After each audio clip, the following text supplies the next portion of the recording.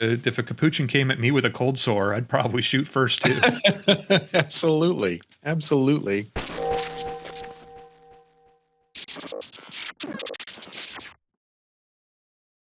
So, Clayton, did you see a little while back, not too long ago, there was a accident in, I believe, Mississippi. A truck spilled over, and it was carrying, according to the headline, aggressive lab monkeys.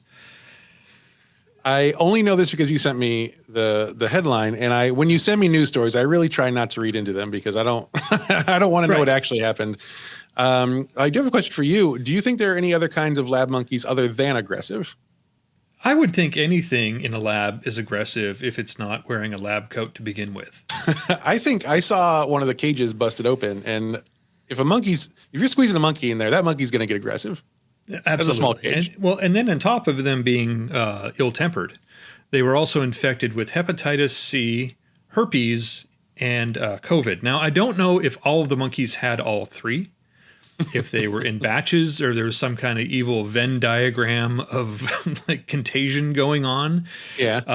I tried to research it a little more, and the scary thing I found was when you search for escaped lab monkeys accident, this isn't the only story that comes up. This is not the first time that's happened. That's not what you want to hear. Yeah. Yeah. I think, it certainly was fodder for some ideas for a story.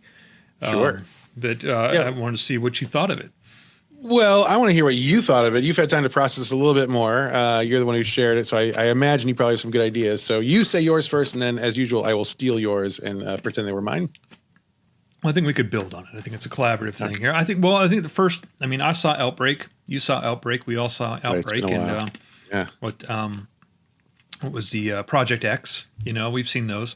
Mm-hmm. So I think automatically one mind would turn to horror. Here's a monkey out here with herpes running around biting people.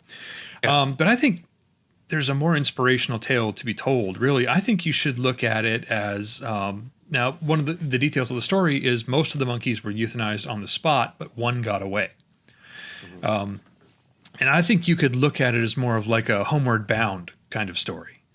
Right? It's like, it's the great escape. Maybe the monkey was responsible for the accident in some way. I would be interested to know if the truck hit a banana peel. I think that would be a clear indication the monkey was involved. But I think one of the scientists made the huge mistake of playing Mario Kart in the lab.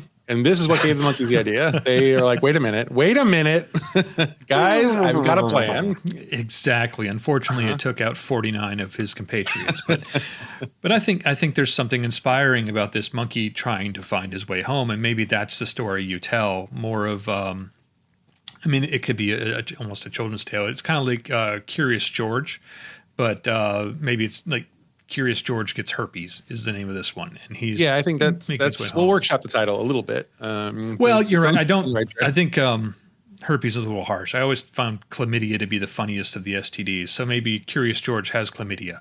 That's the one we're looking at here. Or if we want to be realistic, it could be Curious George has herpes, COVID, and what was the other one? Hepatitis C. Yeah, Curious George has quite a cocktail.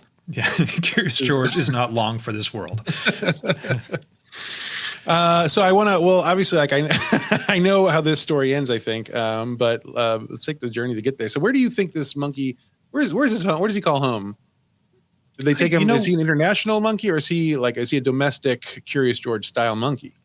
I would be interested, and there could be some backstory we find out. Where do lab monkeys even come from? I think a lot of times in fiction and media we see they're pretty much ripped from their homes to begin with, tranquilized and taken. But I don't know. It seems like a lot of work to get a lab monkey. And if there's 100 in a truck driving through Mississippi, it seems to be you'd need a lot of lab monkeys. What's the Michael Crichton where they go to the jungle to get the apes and they end up finding the Congo, right? Yeah. And they take the laser guns to chop off the that's so much work, and the resources you need to buy those guns, absolutely not. The scientists don't have that. We're not getting funding. There's no grant that's going to cover that trip. Yeah, the flight, the tranq darts, they can't be. Yeah, I think there's probably some kind of monkey mill going on, in backyards across America.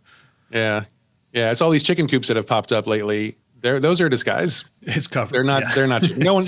Be serious. No one's raising chickens in their urban backyard. There's not that much of a demand for quiche, right? No. So I think maybe he's a domestic monkey. He's a domestic monkey, and suddenly he finds himself in rural Mississippi. And he's obviously from across the country. I mean, he's got a long way to go. He's probably got to go over the Rockies. It would just be too convenient if he was from just somewhere in the bayou. Yeah. It's just no. We got definitely somewhere across the continental divide. We've got to get a good distance. You and I both love a road trip story. Absolutely. And there's nothing greater than taking a fucking long journey, a long, terrible, horrible journey. You think you're getting close, and then on the horizon, what's that? It's 14,000-foot mountains. Right.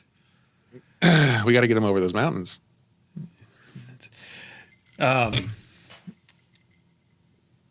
Is he hitchhiking? Is it a BJ and the Bear situation? Maybe he's hitchhiking and he's wearing human clothes. He has to go into he goes to an Orscheln or a Piggly Wiggly, and he finds he grabs some clothes off the rack.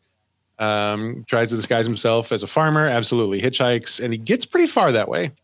It's a surprising number of states before someone says, "Hey, wait a minute, are you a monkey?"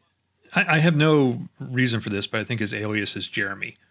He's just going by Jeremy. Yeah, working his way west. My name's Jeremy. I'm headed west. That's stole it from the Piggly Wiggly employee. He's got the name tag. It's on his jacket. You don't even have to ask him. That's why. Yeah, it was on the apron. I like that. Jeremy, Piggly Wiggly employee Jeremy. Yeah.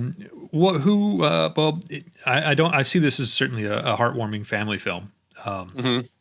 So there are shenanigans along the way. What kind of shenanigans do we figure Jeremy gets up to? Let's see. We got to tap into Dunstan checks in here. I mean, he's in a station wagon. He's going to be sitting in the way back. They're going to be on a family vacation. He's going to have an absolute blast with those suitcases. Mm-hmm. He's going to be trying on the mom's bras, and that's going to be hilarious. Wearing his hat, earmuffs. Yeah, exactly. Yeah. So that's going to take a good 7 minutes of the movie for sure. There'll be some rest stop. They got to see some of the biggest things in the world, right? The biggest ball of yarn, the biggest cross in Texas, I know is there. They got to do some of those things. That could be fun. So it's gonna be figured more of a Route 66 kind of passage versus a planes, trains, and automobiles trying to get the most direct route. More scenic. Yeah, I love a Route 66 trip. Yeah, those have the worst places to stop. That's the most fun. Yeah. The largest gift shop in the country 7 times in every state. Yeah, that's right. Yeah, he would make an absolute mess of the Uranus Fudge Factory in Missouri.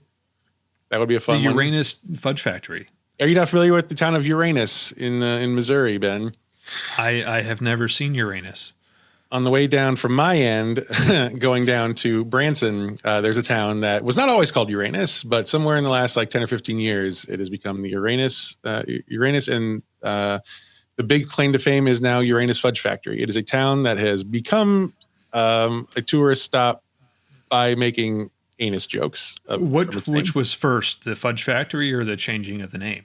I'm pretty sure the changing of the name came first. And then someone I wonder if it was the guy had the idea for Fudge Factory, but he was at the council meeting saying, I have a proposal. I was going to say, it's probably the mayor. He was already just the dozers were ready to go. The building crew was ready to strike as soon as the name went in. Yeah. He's just printing money and fudge. So Jeremy the monkey is obviously going to stop by the Fudge Factory. That's going to be fun because he's going to be throwing it like poo, but it's fudge. And there's a lot of opportunity for fun. I like that. It keeps it clean, but it's a little bit of a documentary nature in there too. A little bit of animal facts for the kids. What happens when he gets to the mountains? Is it winter? Is he skiing? Do we have a ski montage or a Donner Party joke? I think those are the 2 questions you got to kind of. Why choose? I think that he could ski down. So maybe the family's stopping in Colorado. They're stopping at the right near the divide. He hijacks a pair of skis. He slides down the mountain. He's going, whoa, whatever sound monkeys make, and he's freaking out. But he gets down there, except he crash lands into this stranded family's party, and suddenly we're in the Donners. There we go. And he's in danger because they're looking pretty hungry.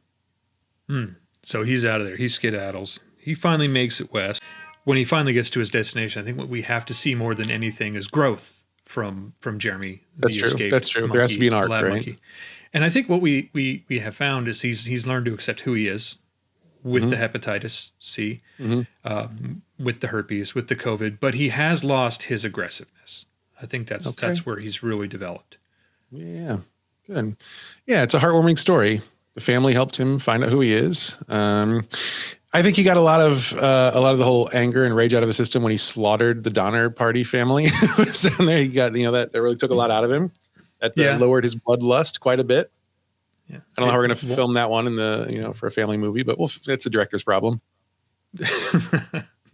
Creative editing. Is all I know. Yeah. It's good. It's very heartwarming, and I think the way I think you see it end, Jeremy's reunited with his family. Credits roll, and then we have a still frame of Jeremy saying he died 3 months later from COVID. That's perfect. There are no notes. I think it's great. Do you want to tell everybody the actual ending to the news story? From what I've seen, like I say, when the truck spilled over, most of them were euthanized on the spot, but one got away, and I think the last one was finally taken out by a mother.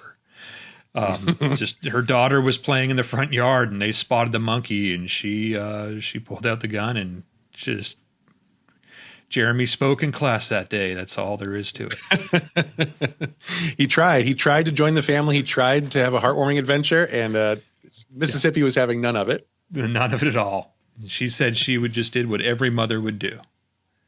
And I agree. If a capuchin came at me with a cold sore, I'd probably shoot first too. Absolutely. Because once again, we've all seen Outbreak.